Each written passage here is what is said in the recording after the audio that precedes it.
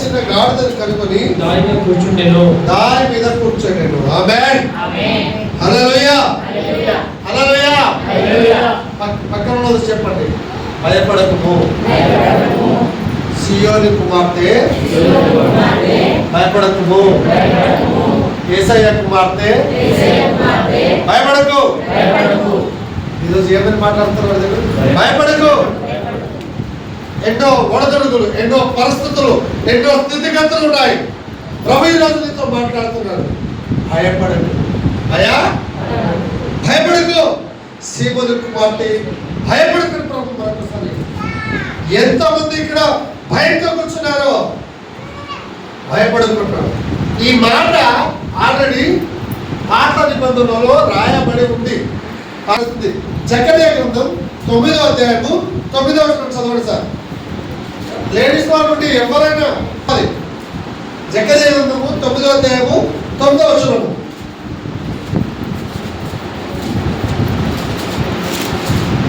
జకర్యా గ్రంథము 9వ అధ్యాయము 9వ వచనము.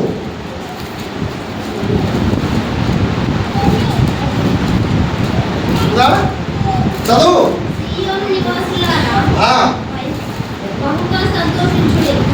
బహుగా సంతోషించుడి. యెరూషలేము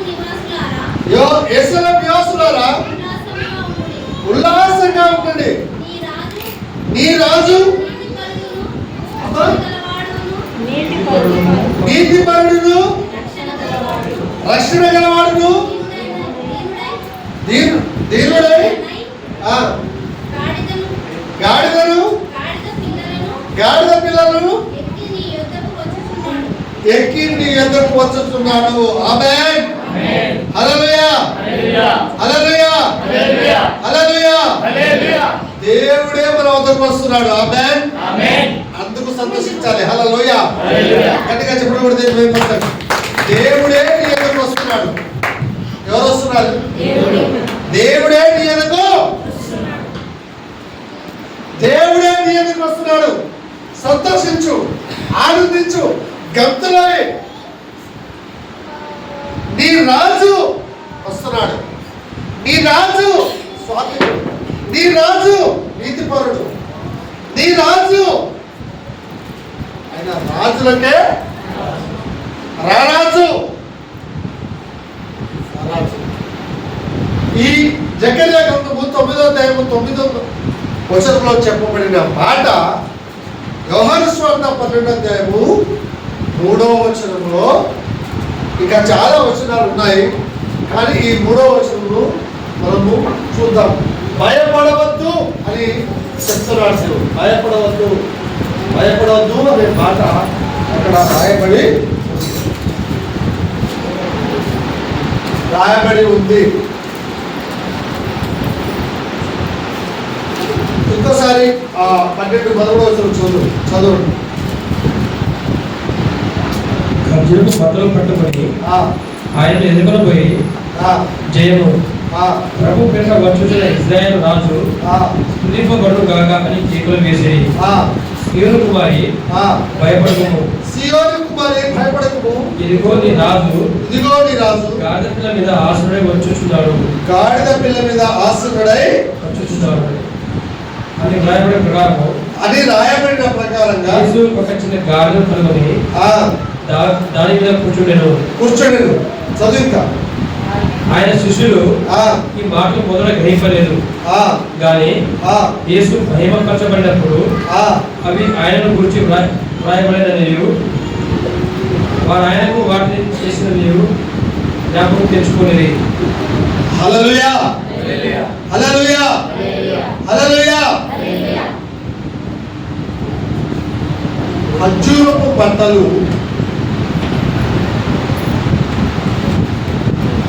ఖర్జూరపు బట్టలను హెబ్రీ భాషలో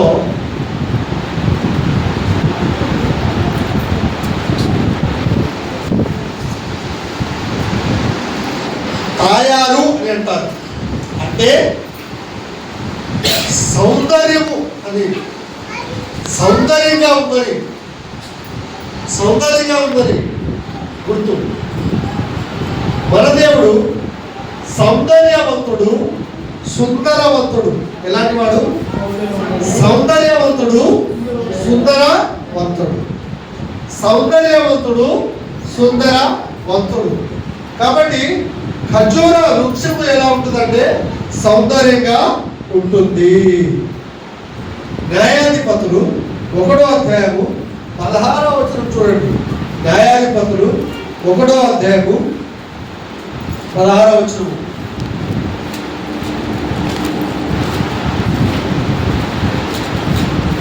మోషే మామయ్యైన కెయ్యూను కుమారుడు 16.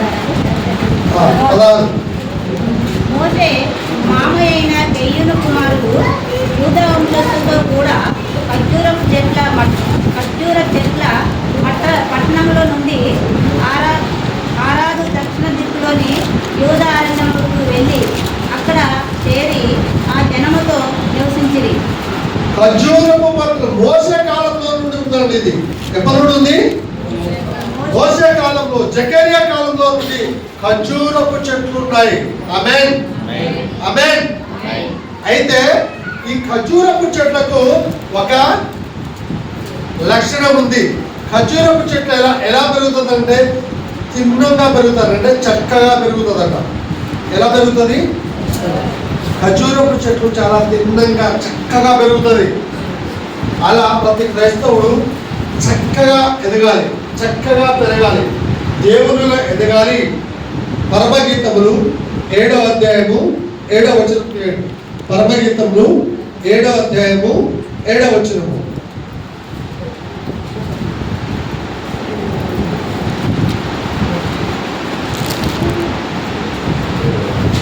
చూసారా? 7వ అధ్యాయం 7వ వచనము. ఈ తాళవృక్షమంతా తినని దానవు, నీ కుచములు గిరవలే ఉన్నవి. తాళవృక్షము నేను ఎదుర్కొన్నటువంటిది, చదువు. దాని శాఖలు పట్టుకొందున్నది. నీ కుచములు ద్రాక్ష గిరవలే ఉన్నవి. నీ శ్వాసవాసన జదురు ఫలం సువాసన వలె ఉన్నది. నీ నోరు శ్రేష్ఠ ద్రాక్ష వలె ఉన్నది. ఆ శ్రేష్ఠ ద్రాక్ష రసము నా ప్రియునికి మధుర పానీయములు. ఓకే, ఖర్జూర వృక్షము ఎలా ఉంటుందంటే మధురంగా, నిదానంగా పెరుగుతుంటది. జకరియా గ్రంథం 9వ అధ్యాయం 8వ వచనం. జకరియా గ్రంథం 9వ అధ్యాయం 9వ వచనం. బహుగా సంతోషించుడి, యెరూషలేము నివాసులారా ఉల్లాసముగా ఉండండి. నీ రాజు నీతిపరుడును రక్షణ గలవాడును దీనుడునై గాడిద పిల్లను ఎక్కి నీ యొద్దకు వచ్చుతున్నాడు. ఈ రాజు దీనుడు,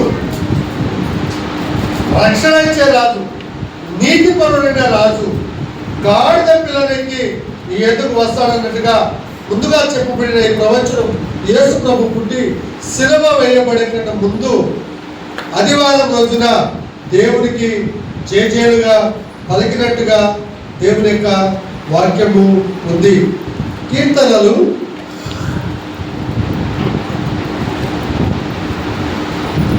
11వ అధ్యాయము 7వ వచనం. కీర్తనలు 11వ అధ్యాయము 7వ వచనం. యెహోవా నీతిమంతుడు, ఆయన నీతిని ప్రేమించువాడు, యథార్థవంతులు ఆయన ముఖదర్శనం చేశారు. మన దేవుడు ఎలాంటి వాడంటే నీతిమంతుడు. ఆమేన్. పక్కన చూడండి, నా దేవుడు నీతిమంతుడు, నా దేవుడు యథార్థవంతుడు. నీతిమంతుడైన దేవుడు, నిన్ను రక్షింపగలిగిన దేవుడు. కాబట్టి నీ దేవుడు నీతిమంతుడు గాడిదను ఎక్కి వస్తున్నాడు. యెషయా గ్రంథం 61వ అధ్యాయము 3వ వచనం చదవండి. యెషయా గ్రంథం 61:3.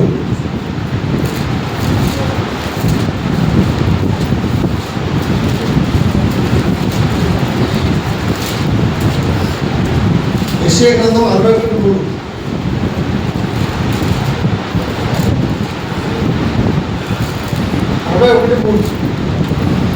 సీయోనులో ఆ, దుఃఖించు వారికి ఆ, ఉల్లాస వస్త్రములు ఆ, ధరింపజేయుటకును ఆ, బూడిదకు ప్రతిగా ఊదండను దుఃఖములకు ప్రతిగా ఆనంద ధైర్యమును భారభరితమైన ఆత్మకు ప్రతిగా స్థితి వస్త్రమును వారి కిచ్చుటకును ఆయన నన్ను పంపినాడు. ఆమేన్. ఎందుకు గాడిదలెక్కి వస్తున్నాడంటే ఇగో ఎందుకు ఎందుకు ప్రభు గాడిదలెక్కి వస్తున్నాడంటే దుఃఖంలో ఉన్న వారికి చదవడతారు అన్నమాట గట్టిగా మైక్ తీసుకోండి. ఎందుకు యేసు ప్రభు గాడిదెక్కి వస్తున్నాడంటే ఇక ఈ వచనం మీరు ఇంటికాడ వెళ్ళాక చదవండి. చదవండి సార్. సీయోనులో దుఃఖించు వారికి ఉల్లాస వస్త్రములు. ఎవరెవరు దుఃఖంతో ఉన్నారో వాళ్ళకు ఉల్లాసం ఇవ్వడానికి, బూడిదకు ప్రతిగా పూదండను, బూడిదకు ప్రతిగా పూదండను ఇవ్వడానికి, దుఃఖమునకు ప్రతిగా ఆనంద తైలమును. ఎవరెవరైతే దుఃఖంలో ఉన్నారో వాళ్ళకు ఆనందం ఇవ్వడానికి, భారభరితమైన ఆత్మకు ప్రతిగా స్తుతి. ఎవరెవరు భారము భరితముతో ఉన్నారో వారికి స్తుతి వస్తుంది. స్తుతి వస్త్రం ఇవ్వటకు నీ రాజు వస్తున్నాడు. నీ రాజు గాడిదను ఎక్కినాడు. దుఃఖమునకు ప్రతిగా ఇచ్చేయడానికి దేవుడు వచ్చి ఉన్నాడు.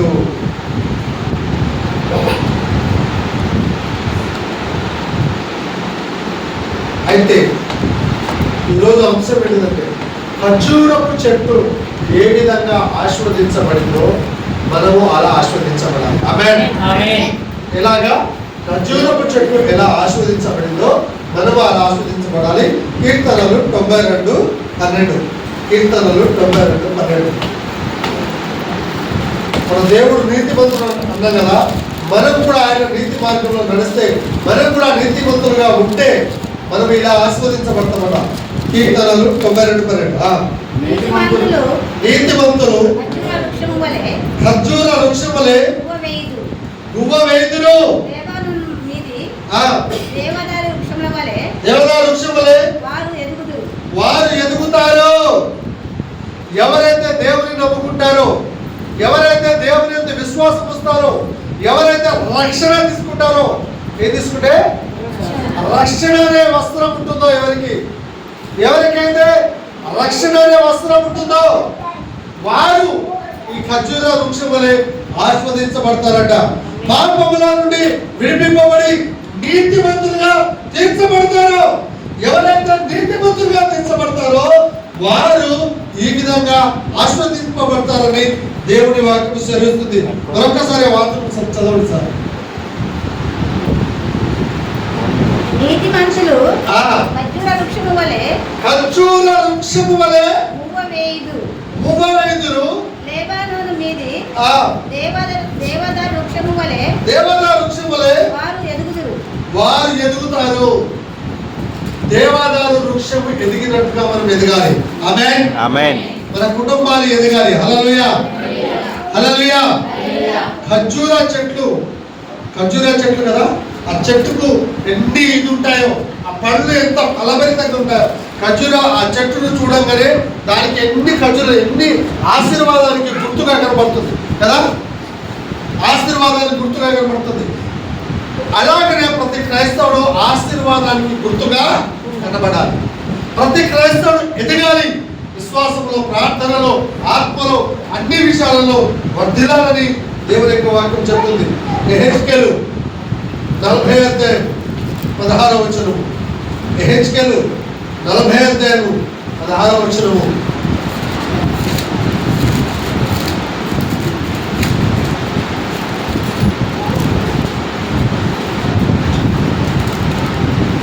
ఈసారి యెహెజ్కేలు 40:16. యెహెజ్కేలు 40:16. 40:16 లేదా?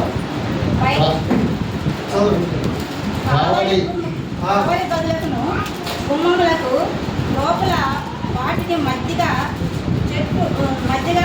చుట్టూనున్న గోడలకును పక్క గదులకును కమ్ములు పెట్టబడిన కిటికీలు ఉండేవి. గోడలోని స్తంభములకును కిటికీలు ఉండేవి. స్తంభము మీదను ఖర్జూరపు చెట్లు రూపింపబడి ఉన్నది. ఖర్జూరపు చెట్లు ఉన్నాయి. ఆమేన్. ఏ చెట్లు ఉన్నాయి? ఖర్జూరపు చెట్లు ఉన్నాయి. ఖర్జూరపు చెట్టు ఏ విధంగా ఆస్వాదించబడినట్టుగా మనము ఆస్వాదించబడాలి. అందుకే దేవుడు ఖర్జూరపు చెట్టును ఎంచుకున్నాడు. ఖర్జూరపు చెట్టు ఆశీర్వాదానికి గుర్తు. ఖర్జూరపు చెట్టు దీర్ఘకాలానికి గుర్తు. దీర్ఘకాలానికి గుర్తు. కీర్తనలు 92:15 చదవండి సార్. ఖర్జూరపు చెట్టు వలె మనం ఆస్వాదించబడాలి. ఖర్జూరపు చెట్ల వల్ల దీర్ఘకాలం ఉండాలట. మన ఆశీర్వాదం దీర్ఘకాలంగా ఉండాలి. ఆశీర్వాదం దీర్ఘకాలంగా మనం ఆస్వాదించబడాలి. కీర్తనలో 92:15 చదవండి సార్. వారు ముసలితనమందు ఇంకా సిగురు పెట్టుతుందురు.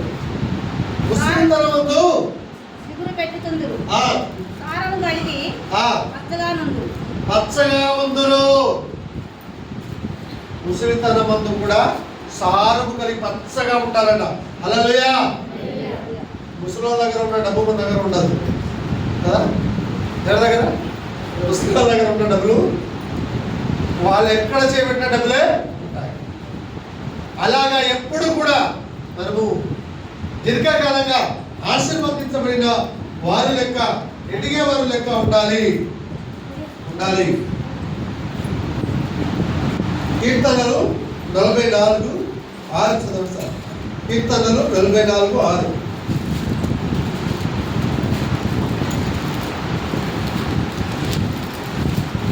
కీర్తనలు 44:6. నేను నా ఇంటిని నమ్ముకొనును. నా కత్తియు నన్ను రక్షింపజాలదు. చదవమ్మా ఇంకోసారి. నేను నా ఇంటిని నమ్ముకొనను. నా కత్తియు నన్ను రక్షింపజాలదు. మా శత్రువుల చేతిలో నుండి మమ్మను రక్షించువాడవు నీవే. దేశించు వారిని చుట్టుపరచువాడవు నీవే. మనిషిని రక్షించువాడు ఒక దేవుడు మాత్రమే. ఆమేన్. ఆమేన్. మనిషిని రక్షించువాడు ఒక దేవుడు మాత్రమే. దేవుడు మాత్రమే. మనిషికి రక్షించువాడు ఒక దేవుడు మాత్రమే. ఖర్జూరపు చెట్టు దేవునికి ఇదిగా ఉంది, దీర్ఘకాలానికి గుర్తుగా ఉంది. ఖర్జూరపు చెట్టట దేవుని పరిచర్యకు వాడబడిందట. ఆమేన్. ఖర్జూరపు చెట్టు దేవుని పరిచర్యకి వాడబడింది. పక్కన చెప్పండి. ఖర్జూరపు చెట్టు దేవుని పరిచర్యకి వాడబడింది. ఖర్జూరపు చెట్టే వాడబడితే మనం వాడబడాలి కదా. అర్థమైందా? ఖర్జూరపు చెట్టే దేవుని పరిచర్యకి వాడబడింది. గాడిదే దేవుని పరిచర్యకి వాడబడింది. చాలా మంది గాడిద అని తిడుతుంటారు కదా. గాడిద కన్నా మంచిలో కదా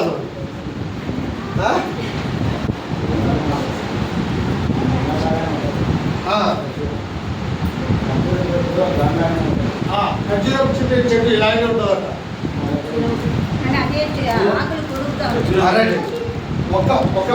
ఒక చోట వాకింగ్ చెప్పడానికి పోతే మా గాడిద కనబడ్డాడు. ఏ గాడిద? చిన్న గాడిదట, పెద్ద గాడిద. ఆ గాడిదకు చెప్పాను నువ్వు. గాడిద అయినా ఉంటుంది. పిల్లల పేరు ఎవరు పెడుతున్నారు? ఆ గాడిద. ఆ గాడిదకి చెప్పా. ఆ గాడిద రాలేదా? గాడిద అంటే అంత హీనమైన వాళ్ళు అన్నమాట. ఆ హీనమైన వాళ్ళని కూడా ప్రభు వాడుకున్నాడు. ఆమేన్. నీచమైన వాళ్ళు, హీనమైన వాళ్ళు, పనికిరాని వాళ్ళు, చదువురాని వాళ్ళు, పాపాత్ములు ప్రభువుకు కావాలి. ఆమేన్. ఆ నీచమైన, హీనమైన ఇది ఎవరైనా ఈ గాడిదని ఎందుకు చెప్తున్నారని అడిగితే ఇది ప్రభుకు కావాలి. ఆమేన్. నువ్వు ప్రభుకు కావాలి. హల్లెలూయా. చెప్పు, నేను ప్రభుకు కావాలి. ఎవరికి కావాలి? ఎందుకు? ఆయన పని కొరకు. హల్లెలూయా. ఆయన చూడండి, ఈత చెట్టును తన పరిచయంలో వాడుకున్నాడు. ఈత కొమ్మలను వాడుకున్నాడు. తర్వాత గాడిదను వాడుకున్నాడు. ఆ ఈత కొమ్మలే ప్రభు పరిచయకు వాడబడితే మనము వాడబడాలంట. మార్కు సువార్త 11:8 దగ్గర చదవండి సమయం. మార్కు సువార్త 11:8.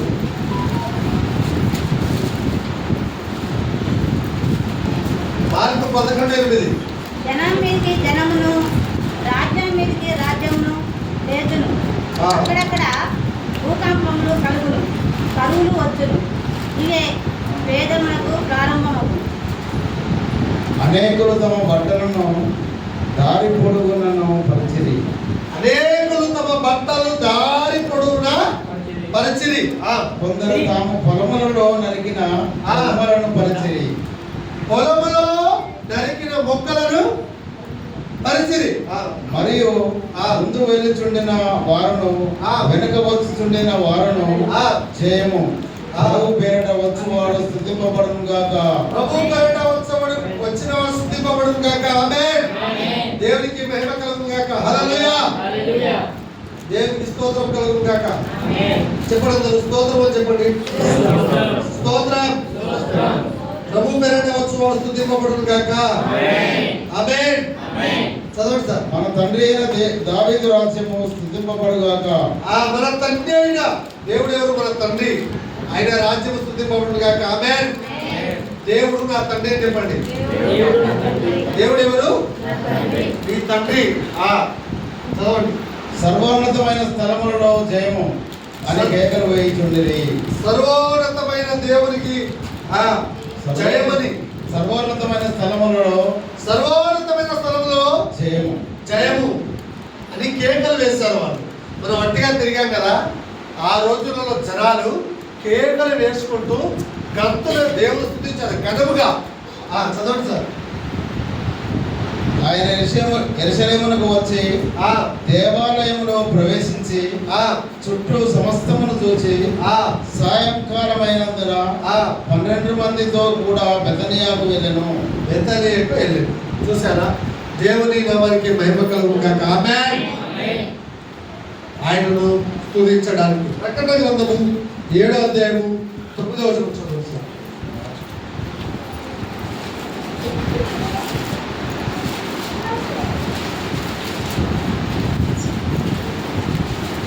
ప్రకటన గ్రంథము 7వ అధ్యాయం 9వ వచనం.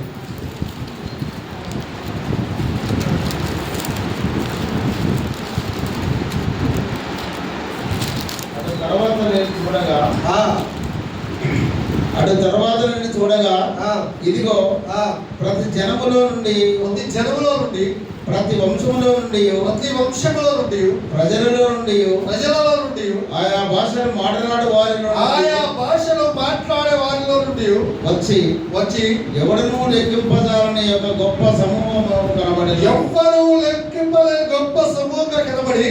వారు తెల్లని వస్త్రములు ధరించుకున్న వారై ఖర్జూరపు మట్టలు చేత పట్టుకొని సింహాసనము ఎదుటను గొర్రెపిల్ల ఎదుటను నిలవబడి సింహాసనాసీనుడైన దేవునికి గొర్రెపిల్లకును మా రక్షణ కై స్తోత్రం అని మహాశబ్దంలో ఎలుగెత్తి చెప్పిరి.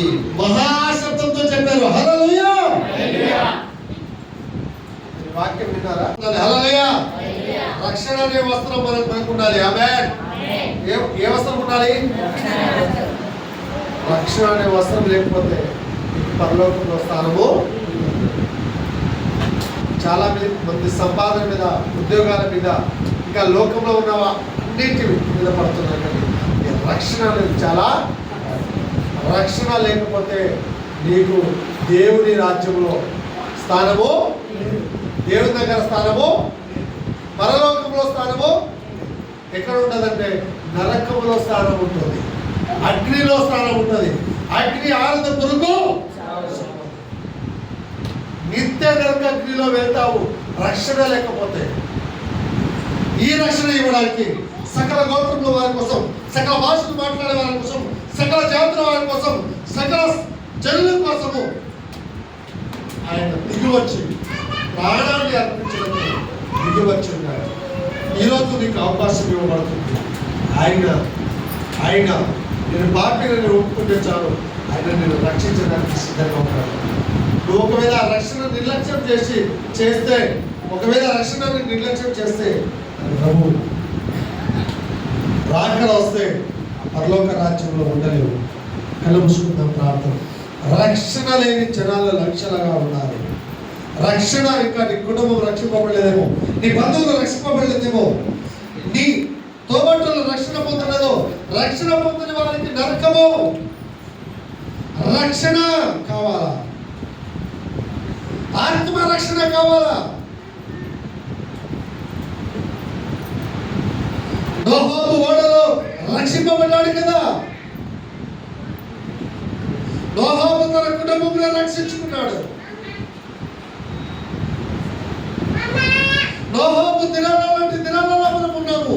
అపాయకరమైన రోజుల్లో మనం ఉన్నాము. ఒకవేళ రక్షణ లేకపోయి ఒట్టిగా చనిపోతావు, నరకానికి వెళ్తావు.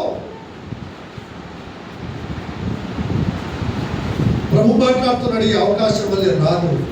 నువ్వు రక్షింపబడాలి. నిన్ను రక్షించడానికే ఆయన వచ్చాడు. నిన్ను ఆస్వాదించడానికి ఆయన వచ్చాడు. నీ పాపములు, దోషములు, అతిక్రమలు కడగడానికి వచ్చాడు. ప్రభువానికి వందనాలు. నీ రక్షణ ఆనందం ఇచ్చి, నీ రక్షణ భాగ్యములు ఇచ్చి, ఆశీర్వాదం ఇచ్చి మమ్మల్ని నడిపించాము. ప్రతి గోత్రము, ప్రతి వంశము, సకల జనులు, ఆయా భాషలు మాట్లాడేవారు అందరూ కూడా నీ రక్షణలోకి రావాలా. అలాంటి భాగ్యము మాకు దయచేయండి. యేసు నామములో అడిగి పెట్టుకుంటాం తండ్రి. ఆమేన్.